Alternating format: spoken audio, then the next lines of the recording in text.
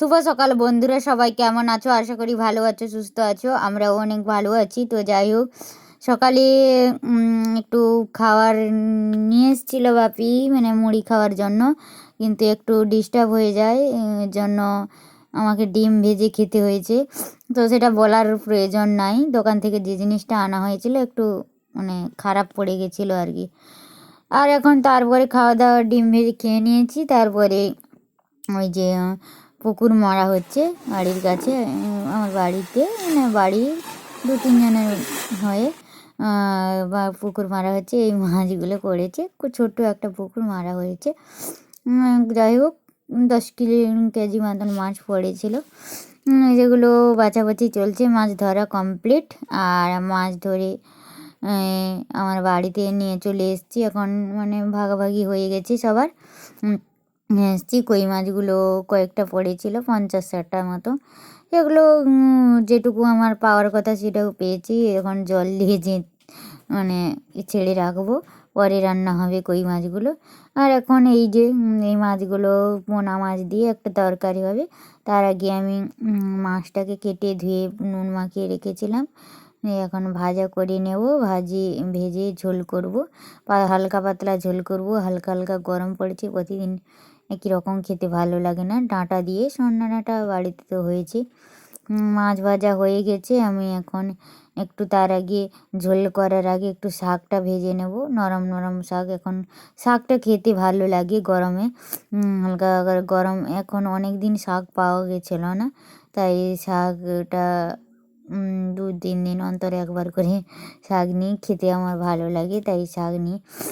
শাকটা ভেজে নিচ্ছি। নরম, খুবই নরম ছিল, অনেকগুলো হয়েছিল, কিন্তু সেদ্ধ করার পর একটুখানি হয়েছে। তো রসুন দিয়ে, লঙ্কা দিয়ে, ফোড়ন দিয়ে শাকটা এখন ভেজে তুলে নেব, নুন চেক করে। একটু 2-3 মিনিট মতো নাড়াতে হবে, বেশিক্ষণ নাড়ালে ভালো লাগে না, শক্ত শক্ত হয়ে যায়। তো শাক ভাজা হয়ে গেছে।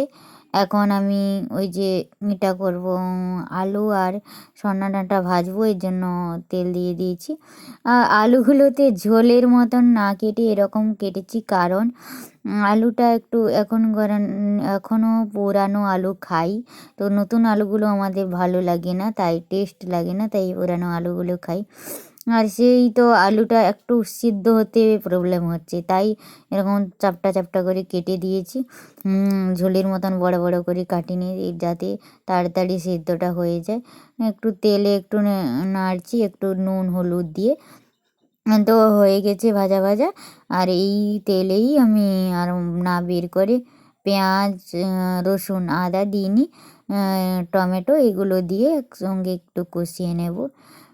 লঙ্কা গুঁড়ো একটু দেব, লঙ্কা গুঁড়ো, হলুদ গুঁড়ো আর নুন সব কিছু দিয়ে ভালো করে একটু জল দিয়ে দিয়েছিলাম মাঝে, দিয়ে জল দিয়ে ভালো করে এখন কষাবো। কষিয়ে কষিয়ে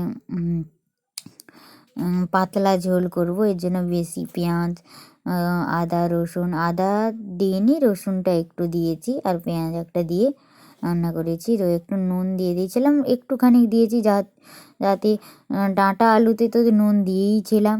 আর ওইদিকে মাছগুলোও দিয়ে দিলাম, মাছগুলো আলুর সঙ্গে, ডাঁটার সঙ্গে, সবের সঙ্গে একটু কষানো হয়ে যাবে। আর দিলে কম করে জল দিয়ে ফুটিয়ে আনবো আর কি, তাহলে মাছ থেকে টেস্টটাও বেরোবে, এই জন্য মাছটাকে কষানো। তো এখন আমার কমপ্লিট কষানো। তারপরে জল দিয়ে দিলাম, জল দিয়ে 5 মিনিট ফুটিয়ে, কোনো গরম মশলা টশলা কিছুই দেবো না, হালকা করে ঝোল করব, পাতলা করে। কমপ্লিট। তারপরে আমি একটু যাব শাক, এই যে পুকুর যে মারা হয়েছিল, এই শাকের ডাঁটাগুলো এখন আমি এখানে লাগিয়ে দেব।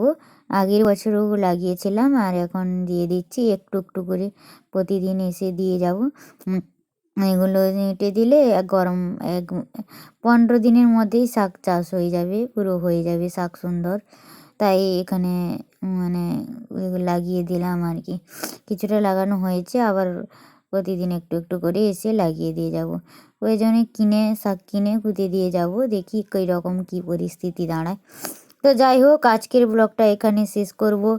আর ব্লগটা যদি ভালো লাগে তো সবাই একটু কমেন্ট করবে আর আমার পাশে থাকবে বলতে একটু সাবস্ক্রাইব করে দিবে যারা নতুন। আজকের মতো ব্লগটা এখানে শেষ করছি। সবাই ভালো থেকো, সুস্থ থেকো, আর বাই।